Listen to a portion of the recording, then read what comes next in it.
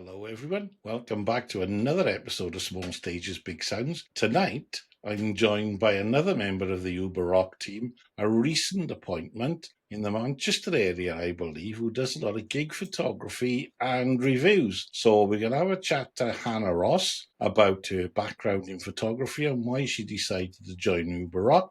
And have a look at some of her images and have a discussion about some photography for a change instead of music. So, hi, Hannah. How are you? Good, yeah, thank you for having me. How are you?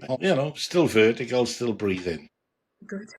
That's all you can ask. So, how long have you been doing photography? That's a really good question. Like, photography has always kind of been a part of my life. I studied photography in college, ended up dropping out to work in France for a little bit, but that's a whole other story. And it wasn't until August last year where I decided to kind of get back into it again. So my girlfriend is in a classic rock band called Bad Heritage, and they were recording their EP last year around August time. So I kind of tagged along and shot some pictures for them, like documentary style. And from there, I've been shooting their gigs, and it's kind of catapulted into shooting other bands. I had John Scanlon from Leaf Promotions contact me about shooting their Old Manchester nights at Grand Central every Thursday. So I did that for a little bit and got to know more bands. And from there, I met Justin, who works for Uberrock.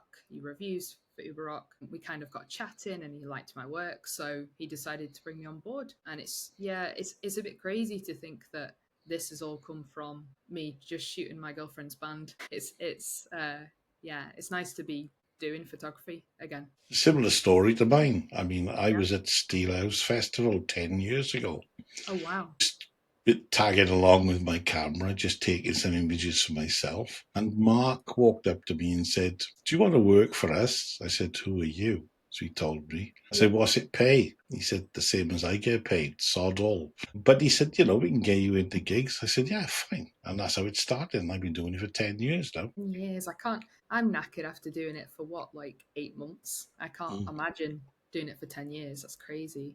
yeah. I imagine the scene must have changed a lot in that time as well. It has and it hasn't. I mean, some of the smaller venues have closed, Hmm. which is a big issue for me because that's where I learned my craft really, was in the smaller, dingier grassroots venues. Yeah. Because if you can shoot where there's no lights, you can shoot at an arena, no problem at all. Yes, agree with that. So, talking about shooting and images and photography, so are you mirrorless or do you use DSLR? So it's mirrorless, I believe, but I use. Have you heard of Micro Four Thirds? Yeah. I like small cameras. They're light. I can usually carry multiple bodies with me. I use prime lenses as well because I guess kind of the trade off with Micro Four Thirds, as you probably know, is the sensors are smaller, so they Mm. let less light in. So if I'm shooting with primes, it kind of allows me to shoot like wide open and kind of get things as sharp as possible. So was it a Sony or And it's a Panasonic and Pa- Olympus. A bit of a weird pairing, but mm. it's worked so far. A I lot of mean, people go on. I got a nice little Panasonic Yeah, camera that it's a very handy little thing to carry around when people are a bit iffy about you carrying a bag full of gear in. exactly. Yeah, a lot of people kind of mistake my Olympus for a film camera. It's that I think I can show you. Hold on one second. Mm, It's that small, so it almost feels like you can get away with taking it into smaller venues mm. without needing a photo pass, which is quite nice. What do you usually use then? Well, I started with Nikon, or whatever you want to call them, when I first started. And then you go down the lens route. So you buy all the lenses to go with it. And then I went mirrorless in 2019. So I stayed with Nikon because they had an adapter for my other lenses. Yeah. But as time's progressed, I've sold all my DSLR stuff and I've gone totally mirrorless, Nice. including the lenses. I got 2.8 2470, 2.8 70 200. So The uh, standard, yeah. I think I mainly rely on it's a 1.4 um 30 mil, I think, which is actually a 60 mil equivalent in yeah, Micro Four Thirds land. and then a 1.7 17mm. I carry a 45 with me as well, but I don't generally need to change to that. I imagine if I was shooting like arenas, I probably would need that. Mm. But it's funny how you get locked into a specific system, right? When you start investing in the lenses, it's almost quite hard to shift to other brands. It is. It is. There are a lot of other lenses that are available. They get a good reputation, but I mean, I'm fortunate in as much that I can afford to buy the lenses that I want to use. That's where I am. It doesn't make you a better photographer. It just means you got a bag full of gear. Exactly. Yeah, I've seen people on the local scene use gear worth like absolute thousands, like probably double what mine is, and the output not be quite the same. It depends on the photographer for Yeah, sure. all the gear, no idea. Yeah, exactly. I always think that a guy with the bigger the lens always seems to have the less talent. And that's not always the case, but yeah, I've seen it a few Yeah, times. yeah. So you, like you said, you started shooting your girlfriend's band, and then you got dragged into UR by Justin. Similar sort of story to me. So, what was the last gig you did? For the last gig for Uberrock was Frank Turner, I believe, at Manchester Academy. Mm-hmm. And that was amazing. Frank Turner is a brilliant performer. Anyone who's heard of him knows how great he is. But it was also great to shoot. The two supports were acoustic acts, and Frank had really good lighting, and there was tons of space in the pit. So Mm. it was one of those rare, nice to shoot gigs. So, if I share your Instagram page, would you like to point out if it's there, if it's one of the ones that's there? Yeah, for sure. It should be. Share. Go. Nice. So it's the one slap bang in the middle, This one. kind That of one there. that one exactly. Yeah, that's Frank Turner. Okay. Yeah. That's an unusual photo. Yeah. So these are different bands. This is Courtney from Bad Heritage. If you Mm-hmm. click, you know that arrow in the middle, Yeah. that should let you slide through Oh, the images. Yeah, just goes to show how much I am. Yeah. I'm the same way to be honest. But yeah, I'd say the most light. of my stuff goes on Facebook just because it's easier. Yeah, I've got to try and tie it to an Instagram. I've got an Instagram account. I got to try and tie it to it so that it shows a bit more. yeah, So you there we should are. upload more. I've seen your stuff. It's really good. I think as well, for whatever reason, Instagram seems to hold its image quality a little bit better than Facebook. It does because it's a higher resolution. Yeah, And that's why people use Instagram. I know Mark tends to use Flickr for the UR stuff. yes. I've used Flickr as well. So if we're going to share, let me just close that one. Stop sharing. I used to use Flickr back in the day when I was doing. I think social media and photography is quite hard to keep up with as well because it seems like a lot of the bigger photographers are making reels and a lot of like short form content, which I'm rubbish at personally, and I'm also not a fan of. So I don't stand out as much. Yeah, I've only just started doing those. Yeah, I'll share this now. There's my Alice Cooper image, one of them. that's bloody Uh, great. That. Oh my god. Brent Smith.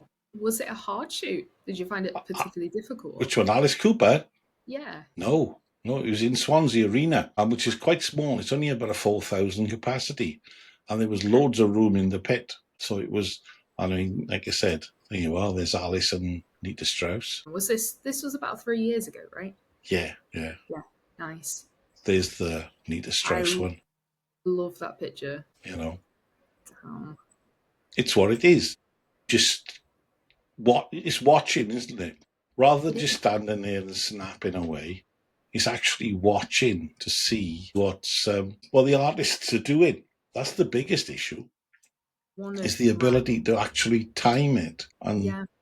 I mean, that's the hardest thing about it is getting those. If you don't know the band, you'll never catch them, you know? One of my favourite gigs that I've shot was at Albert Hall, I think, and it was for Animals as Leaders this year. And there was another photographer there. I've forgotten her name, but she shot for like Metal Hammer, Bloodstock, and it was just me and her. She managed to capture a very perfectly timed jump from the drummer that I'd not even seen. And I was like, how on earth did you get that? Like, I was stood there watching the exact same show that you were. And she said that it's just about watching. She said it's not necessarily keeping your eye glued to the viewfinder. It's just watch what's going on in front of you and then choose the right moment to click the button.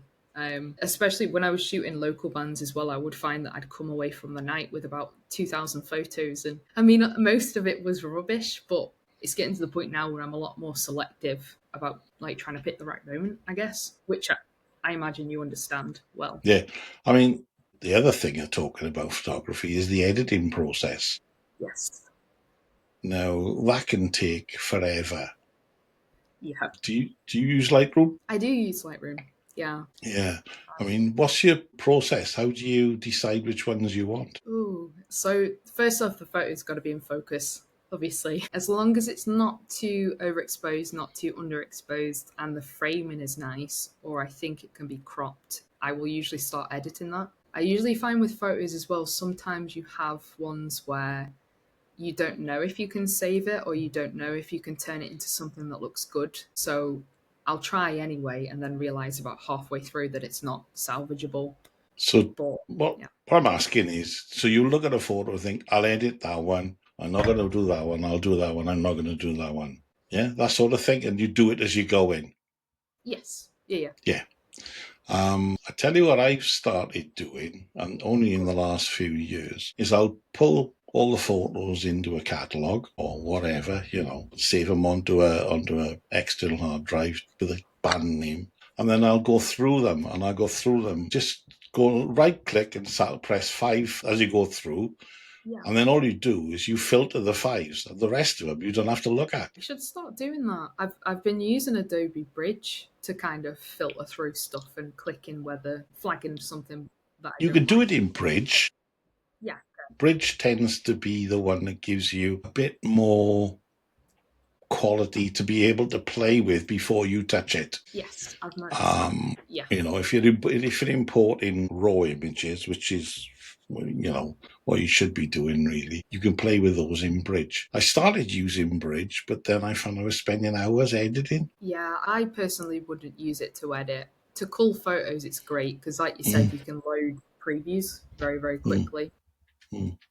But yeah, I should start doing that. I should start like giving them a ranking, I Just guess. rate them. And Yeah, if you rate them and you filter them, you've gone from 400 photos to maybe 40 in no time flat. I need that. Usually, honestly, I just edit straight off my memory card. Like Mm, straight in from a gig, I'll put my memory card in my Mac, load mm. load Lightroom from that, and just not even cull them. So yeah, I need to get a bit better at that. I've got a hard drive completely full of images that probably just need to be binned. I got 4. Four, I need another one. Yeah, and I'm starting to feel less bad about needing another one now. It's ridiculous. But, it's what it is. I Yeah, mean, like I said, I'm fortunate I can spend money for what I like. What I yeah. recently bought is one of these. Let's have a look. It's a tour box. What is that? It's like a game controller, Okay. okay? But it tends to work, it only works in Lightroom Classic, unfortunately. What you Yeah. can do is I don't know if you can see, there's 4 buttons on the bottom Yeah. there, right? That gives you your main menus. So you click that, you scroll down with the one, and then you turn that to adjust the slider. So, okay, cool. So it's like, is it quite easy to go through the photos like that, I imagine? Well, I've only just started playing with it, but I Yeah. should imagine it will be because you can just, like I said, you can score your photos straight away. You can Nice. scroll through once you get through the controllers. You can pick say you wanted to adjust all the main parameters in exposure. You just press the Yeah. button that takes you to the exposure parameters and then scroll down with the scroll wheel and then just turn it to adjust the sliders. That's so handy. I imagine that would speed up your workflow quite a lot. And it's I more ergonomic as well than using a yeah, trackpad and being like this the whole yeah, time. yeah. Cool. I mean, that's the middle of the range one. The cheapest one is Yeah. about 90 quid. Yeah. Okay. See what I Maybe, mean? yeah, report back to me and let me know how you find that one. And then Hmm. I might buy one. Maybe. Yeah. Like I said, I mean, I'm all for making things easy, Yeah, you know. same. But like I said, boys and toys, really, isn't it? Yeah, I recently bought one of these and my girlfriend's not happy with. It's a Ricoh GR3X, which I can't use for gig photography. It's literally a point and shoot with a fixed lens. Yeah. And it's just a very expensive toy. But I thought, given that I've not got any festival photo passes or anything this year, I thought Mm, it'd be quite cool to carry that and yeah, try and capture things. But yeah, I've got a lot of photography toys that cost me a lot of money. they do. So, what's your next gig for you? Next gig, that is a very, very good question. I just shot Make Them Suffer this last Saturday. Mm-hmm. And my next one, I think, might be Himalayas, which is at the end of May. I've seen Himalayas. They're good. Are they good? I'd Mm, not heard of them previously. mm. I'm quite looking forward to it. Yeah, let me see. What's your next gig? Massive Wagons on Sunday. Nice. Last week I did Walter Trout. What did I do on Friday? Can't remember. Terrible, isn't it? Old age to come by itself. Uh, have there been any gigs that you've shot that you've just come away and you've hated the photos that you've ended up shooting, or you've been, I guess, more disappointed with what's come out? Some of the gigs, some of the venues I go to, the lighting, everybody likes red. Yes, they do. And, you know, I mean, where do you used to develop photographs? In a room with red light. Yeah, So they end up all being black and white.